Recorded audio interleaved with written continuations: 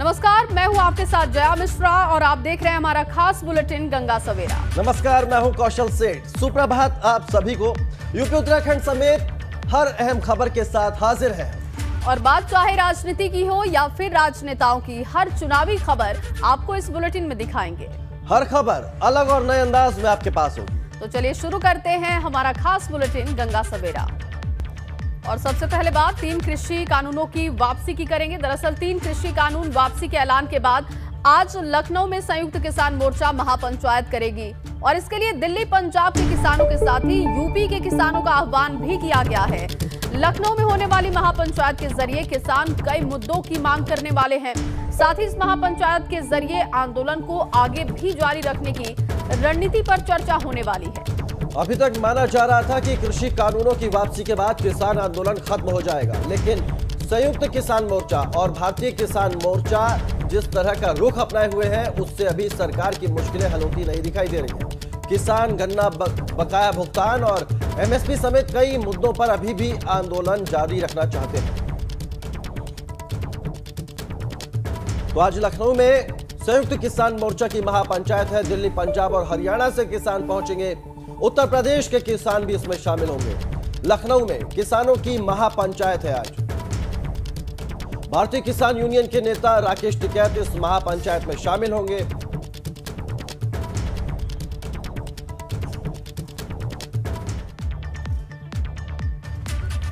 इक्कीस नवंबर को दिल्ली के सिंघू बॉर्डर पर संयुक्त किसान मोर्चा ने बैठक की, लेकिन बैठक में मंथन के बाद भी आंदोलन का रूप तय नहीं हो पाया। लेकिन इतना जरूर साफ हो गया कि अभी किसान आंदोलन खत्म नहीं होने वाला है।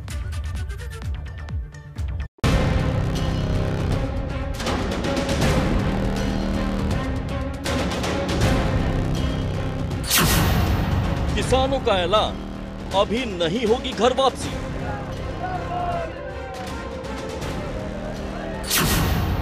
22 नवंबर को महापंचायत, 27 को फिर होगी मोर्चे की बैठक। प्रधानमंत्री मोदी की तरफ से तीनों कृषि कानून वापस लेने के ऐलान के बाद सबसे बड़ा सवाल यही है कि किसानों की घर वापसी आखिर कब होगी, क्योंकि सबकी निगाहें संयुक्त किसान मोर्चे की जिस बैठक पर टिकी हुई हैं, उसमें घर वापसी का रास्ता साफ नहीं हो पाया। उल्टा किसानों के तेवर पहले जैसे थे वैसे ही नजर आ रहे हैं, क्योंकि 22 नवंबर को किसान लखनऊ में महापंचायत करने वाले हैं। 27 नवंबर को फिर से संयुक्त किसान मोर्चे की बैठक होगी और 29 नवंबर को संसद तक मार्च निकाला जाएगा। और राहतें देने की बात तो नहीं हुई है। और तीसरा, जो मुकदमे दर्ज हैं, बहुत से मुकदमे दर्ज हुए हैं देश में, उन पे कोई बातचीत, उनके वापस लेने की कोई बात नहीं हुई है। तो इन सभी चीज़ों पे विचार किया जाएगा और आगे हमने क्या रणनीति बनानी है तो उस पर विचार किया जाएगा। तो जो बाकी मुद्दे हैं जब तक वो नहीं सुलटेंगे तब तक जो है हम भी असमंजस की स्थिति में और सरकार भी असमंजस में। दरअसल किसान सब कुछ लिखित में चाहते हैं, साथ ही एमएसपी को लेकर भी पिक्चर एकदम साफ चाहते हैं। और सबसे बड़ा सवाल लखीमपुर खीरी हिंसा मामले में केंद्रीय गृह राज्य मंत्री अजय कुमार मिश्रा उर्फ टेनी की बर्खास्तगी का है, जिसको लेकर किसानों ने ऐलान किया है कि जब तक उनकी बर्खास्तगी नहीं होती ये आंदोलन जारी रहेगा। मतलब पीएम मोदी के ऐलान के बाद जहां लग रहा था कि किसान आंदोलन खत्म हो जाएगा, वहीं किसान आंदोलन खत्म होने की जगह एक नई लाइन खींचता दिख रहा है, जिसका असर आने वाले चुनाव में किस तरह पड़ेगा ये देखने वाली बात होगी। Bureau report, ABP Ganga. तो ये पूरी रिपोर्ट आपने देखी। रणनीति क्या बनने वाली है ये अभी पता नहीं है, लेकिन हाँ ये है तय कि लखनऊ में आज किसान मौजूद रहेंगे और वहीं पर महापंचायत होगी। ज्यादा जानकारी के साथ विवेक त्रिपाठी इस वक्त हमारे साथ मौजूद हैं। विवेक, क्योंकि 3 कृषि कानून वापसी का ऐलान तो हो चुका है, लेकिन घर वापसी की चर्चाएं तो हो रही हैं, लेकिन घर वापसी का मूड अभी किसानों का नहीं है। आज महापंचायत लखनऊ में होगी, क्या तस्वीर बनने वाली है और कब तक किसान वहां पहुंचेंगे?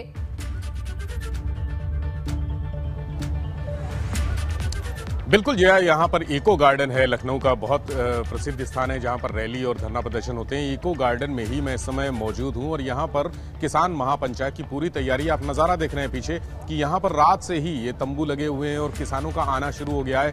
दूर तक जहाँ तक नज़र जा रही है वहाँ तक आपको लाल झंडे और हरी टोपी में किसान, हरी सफ़ेद टोपी में किसान नज़र आ रहे हैं। ये किसान उत्तर प्रदेश के अलावा हरियाणा, दिल्ली और अन्य जनपदों से, चंडीगढ़ से भी आए हैं, पंजाब से भी आए हैं। बहुत यहाँ पर अभी करीब 5000 किसान इकट्ठा हो चुके हैं रात से और ये संख्या लगातार बढ़ती जा रही है। जैसे जैसे लोग आते जा रहे हैं, संख्या बढ़ती जा रही है, इको गार्डन में भीड़ बढ़ती जा रही है किसानों की। और 10 बजे से यहाँ कार्यक्रम शुरू होगा जहाँ चौधरी राकेश टिकैत जो यहाँ के मुख्य भारतीय किसान यूनियन के जो अध्यक्ष हैं वो यहाँ पर आएंगे। उसके बाद तमाम प्रदेश के अलग अलग जनपदों से और पंजाब से, हरियाणा से, चंडीगढ़ से जो किसान नेता हैं वो संगठनों के लोग, अलग अलग संगठनों के लोग आएंगे और यहाँ पर आगे निर्णय लेंगे कि क्या होना है। देखिए, टिकैत ने पहले ही कह दिया है कि जो 3 बिल हैं, जो किसान के 3 बिल वापस हुए थे, उससे कोई लेना देना नहीं है, वो तो फर्जी था। सब सीधी सी बात यह है कि एमएसपी यानी जो न्यूनतम समर्थन मूल्य है उस पर कानून बने, किसानों को गारंटी कानून बनाया जाए।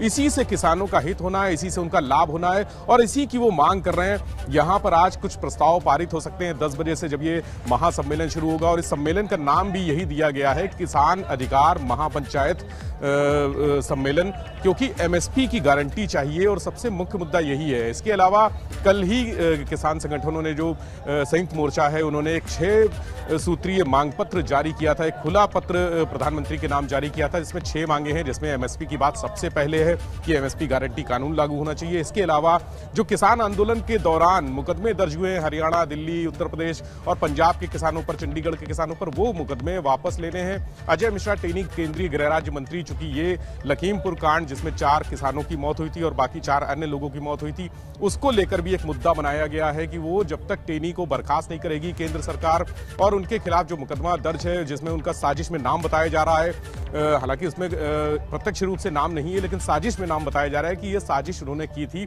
उसको लेकर भी किसान आंदोलित है और शुरुआत से ही ये मांग उठ रही है। संयुक्त किसान मोर्चा भी ये मांग उठाता रहा है।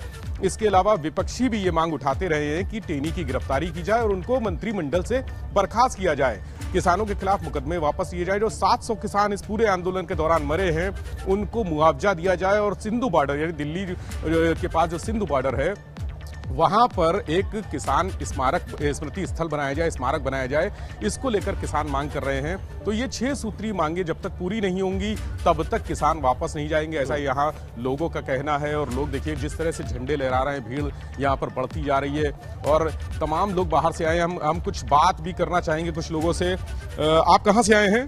जी, हम मुरादाबाद से आए हैं। मुरादाबाद से। आप आंदोलन से कब से जुड़े? हमें जुड़े हुए लगभग 8-9 महीने हो गए जी। आज यहाँ पर क्या होना? जी देखिए, वैसे तो हमारी जो मांग थी वो सरकार ने मान ली है, लेकिन जो हम चाहते हैं एमएसपी पर कानून बने और साथ ही जो हमारे साथी लोग इसमें लखीमपुर में शहीद हुए हैं उन दोषियों के खिलाफ कार्रवाई हो और जो मंत्री है उनको उसको वहां से इसको बर्खास्त किया जाए। सरकार का ये कदम हम चाहते हैं, सरकार ये कदम और उठाए जल्दी से जल्दी। देखिए यहाँ पर यही है, हमारे साथ कुछ और लोग यहाँ पर मौजूद हैं। आपका नाम क्या है? मेरा नाम रणवीर सिंह यादव। कहाँ से आए यादव? मैं अलीगढ़ मंडल प्रमुख महासचिव हूँ भारतीय किसान यूनियन टिकैत से। आज यहाँ महापंचायत में क्या होना है? जी, महापंचायत में आज सबसे प्रथम मुद्दा हमारा ये होगा, जो हमारे तिकुनिया में किसानों पर जो गाड़ी चढ़ाई थी अजय टेनी जी, जो केंद्रीय गृह राज्य मंत्री हैं, वो अभी तक धारा 120 बिल्कुल विवेक, तो अब आज लखनऊ में ये महापंचायत है, दिल्ली, पंजाब, हरियाणा और उत्तर प्रदेश के तमाम किसान इसमें शामिल होंगे और देखने वाली बात होगी कि इस महापंचायत से क्या कुछ रणनीति तय होती है किसानों की। बहुत शुक्रिया, आप नजर बनाए रखिएगा। उधर भाजपा अध्यक्ष जेपी नड्डा 2 दिवसीय दौरे पर आज यूपी आने जा रहे हैं। उनका पहले दिन गोरखपुर और लखनऊ में कार्यक्रम तय है और सबसे पहले जेपी नड्डा गोरखपुर पहुंचेंगे और यहां वो सीएम योगी के साथ गोरखपुर क्षेत्र की बैठक भी करेंगे, जिसमें 27,637 बूथ अध्यक्षों की बैठक होने जा रही है और इसमें जीत का गुरु मंत्र भी जेपी नड्डा देंगे।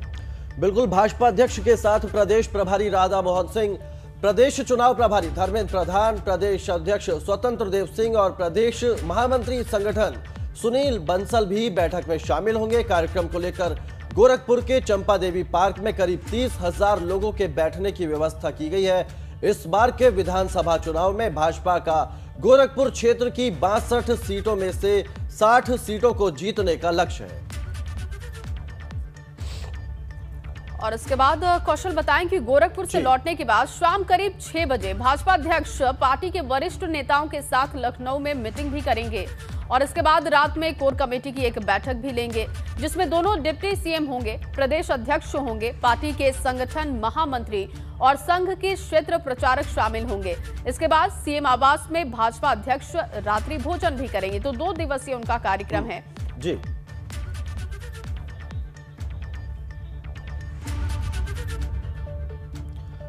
और अब बात पूर्वांचल फतेह के गोरखपुर प्लान की, क्योंकि जेपी नड्डा के गोरखपुर पहुंचने से पहले सीएम योगी ने डेरा डाल दिया है। भाजपा की नजर गोरखपुर के क्षेत्र की 62 सीटों पर है और जहां भाजपा ने 60 का लक्ष्य तय रखा है।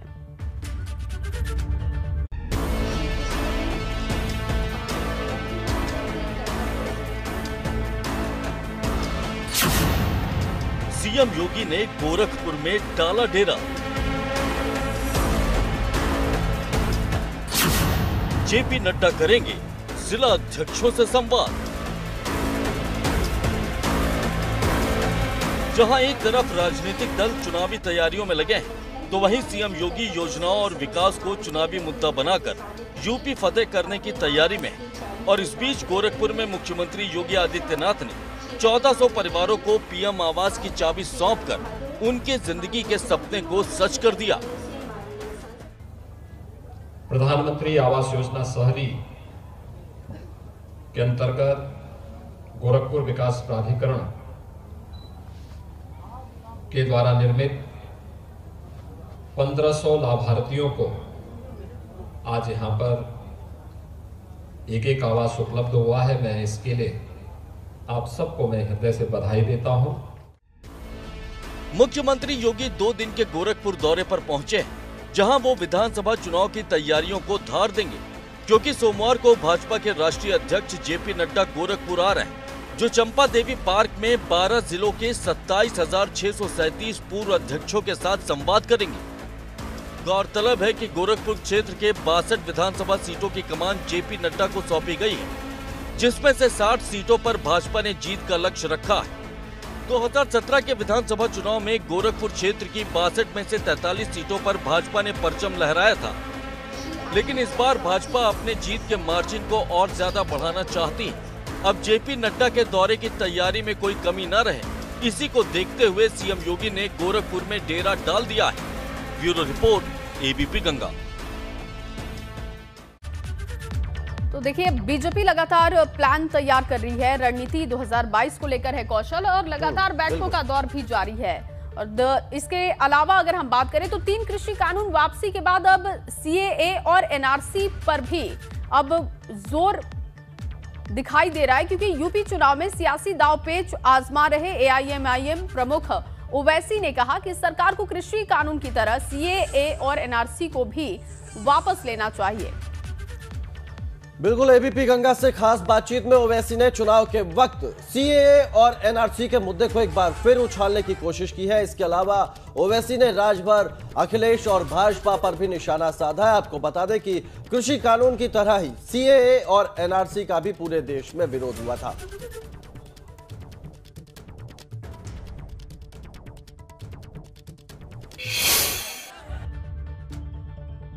दो 2017 में यूपी को इन 2 लड़कों का साथ पसंद है। हाँ, फिर 2019 में आपने हाथी पर बैठा था और क्या नतीजा निकला? तो आप तो हर एक्सपेरिमेंट कर चुके हैं। तो आप किस बुनियाद पर उत्तर प्रदेश के मुसलमानों से कह रहे हैं कि 75% उत्तर प्रदेश के मुसलमानों ने 2019 में आपको वोट दिया? फिर आप सिर्फ 15 सीट लोकसभा सीट आप क्यों जीत पाए? कौन जिम्मेदार है इसका? आपके परिवार के 3 लोग हार गए। तो अब ये रंग की बात कर रहे हैं, इनका हर चुनाव में अलग रंग होता है। आप अपनी गलती को मानते हैं तो ये भी तो गलती है आपकी सीएए का कानून जो आपने रिलीजन की बुनियाद पर बनाया, जो आर्टिकल फंडामेंटल राइट है इक्वालिटी का, उसके कंप्लीटली खिलाफ है, इक्वालिटी के खिलाफ है। तो तो आपको वापस लेना चाहिए। अगर आप इसके रूल्स बनाएंगे तो प्रोटेस्ट होगा पूरे देश में, मगर ये अनकॉन्स्टिट्यूशनल है, राइट टू इक्वालिटी के खिलाफ है। तो वही केंद्रीय मंत्री मुख्तार अब्बास नकवी ने एनआरसी और सीएए पर ओवैसी के दिए बयान पर निशाना साधा है और कहा है कि जो लोग सीएए और एनआरसी को कृषि कानून से जोड़ रहे हैं वो किसानों के हितैषी नहीं है। हमने इसीलिए कहा ना कि जो हमारा अन्नदाता है उसके सरोकार पर सांप्रदायिक और सियासी तड़का लगाने की जो कोशिश है, जो लोग ये कर रहे हैं वो कृषि किसानों और कृषि के प्रति कितने संवेदनशील हैं, इस बात का अंदाज़ा आप आसानी से लगा सकते हैं। और जो लोग इसको जो है 370 को या सीए को इसके साथ जोड़ने की कोशिश कर रहे हैं, वो न पहले किसानों के हितैषी थे, ना आज हैं। और आज 22 नवंबर है। वैसे तो ये सिर्फ एक तारीख है, लेकिन समाजवादी पार्टी के लिए ये तारीख किसी उत्सव से कम नहीं है, क्योंकि आज के दिन सपा संस्थापक मुलायम सिंह का जन्मदिन होता है और इस बार उनका जन्मदिन कई मायनों में बेहद खास है। माना जा रहा है कि 2016 में बिखरा सपा परिवार फिर से एक हो सकता है। बिल्कुल, अगले साल यूपी विधानसभा चुनाव होने, ऐसे में उम्मीद की जा रही है कि 2022 चुनाव को पूरा सपा परिवार एक साथ एक मंच पर खड़ा होकर लड़ेगा। इसके लिए सपा अध्यक्ष अखिलेश यादव और अलग होने के बाद प्रगतिशील समाजवादी पार्टी बना चुके शिवपाल यादव के बीच की दूरी कम होना जरूरी है।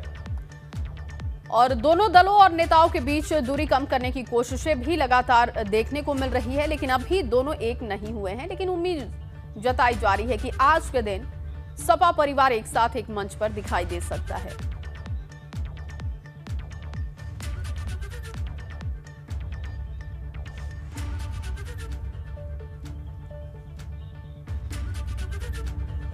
और चलिए अब आपको दिखाते हैं धुआंधार 22। चलिए शुरुआत करें।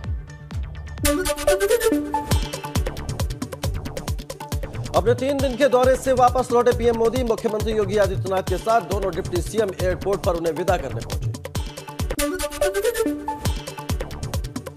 बसपा प्रमुख मायावती ने ट्वीट कर कांग्रेस पर निशाना साधा, पिछड़ी जातियों की उपेक्षा और तिरस्कार का आरोप लगाया। बरेली शहर से आम आदमी पार्टी प्रत्याशी कृष्णा भारद्वाज पर बदमाशों ने जानलेवा हमला किया। चुनाव प्रचार से लौटते वक्त बदमाशों ने हमला किया, गंभीर हालत में अस्पताल में भर्ती।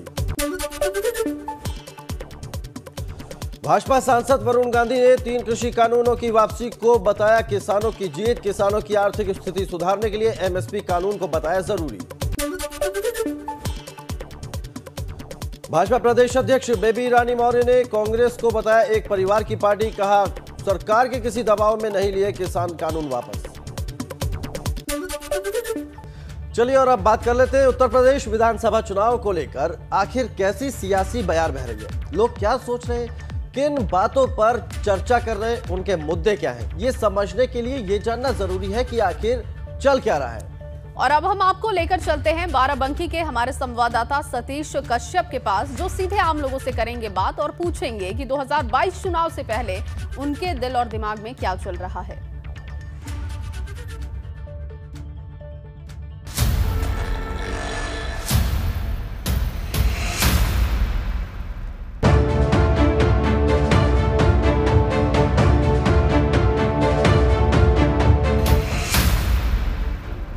हम इस वक्त बाराबंकी की सदर विधानसभा सीट क्षेत्र में हैं। आइए हम चाय की दुकानों पर चलते हैं और वहाँ जो लोग चुनावी चर्चा कर रहे हैं उनसे ही जानते हैं कि उनके मन में आखिर इस बार क्या कुछ है। तो हम इस वक्त घंटाघर मार्केट के पास में हैं, जहाँ चाय की दुकान पे लोग खड़े हैं। आइए इनसे ही जानते हैं कि क्या कुछ माहौल है इस बार और क्या कुछ परिवर्तन होने वाला है। बताइए क्या मन में है इस बार आपके? भारतीय जनता पार्टी फिर से एक बार लौट के आ रही है, क्योंकि मोदी जी की अगुवाई में, योगी जी की अगुवाई में बहुत ही अच्छे काम हो रहे हैं। अभी 9 मेडिकल कॉलेज खुले हैं और बाहुबलियों को बिल्कुल योगी जी ने कमरों के अंदर बंद कर दिया है। ये बताइए, कह रहे हैं कि महंगाई नहीं है। पूंजीपतियों की सरकार जब भी आती है तो जनता हमेशा त्राही त्राही करने लगती है, और पूंजीपतियों की सरकार है तो इनकी वापसी होना तो बहुत ही मुश्किल है। एक मुद्दा बस ये लेके चल रहे हैं कि मंदिर बन गया, मंदिर बन गया, मंदिर बन गया। और मंदिर जनता जो है इतना अब जागरूक हो गई है कि शायद ही इनकी अब वापसी होना मुश्किल है। टक्कर तो हम लोग करेंगे, लेकिन चुनावी माहौल में जो है साथ हमको बीजेपी का ही देना पड़ेगा, क्योंकि वो आखिर बीजेपी को वही आगे हम लोगों को आगे ले जाने वाली है, जो हमारे लोगों की सोच है। जी बताइए, आप बताइए जी, क्या मूड है आपका इस बार? बीजेपी बीजेपी में क्या पसंद है? बीजेपी में अर्थव्यवस्था तो ठीक ही हो रही, साथ में गुंडा राज खत्म हो रहा है, और भाई मोदी जी योगी जी तो बढ़िया काम कर ही रहे हैं।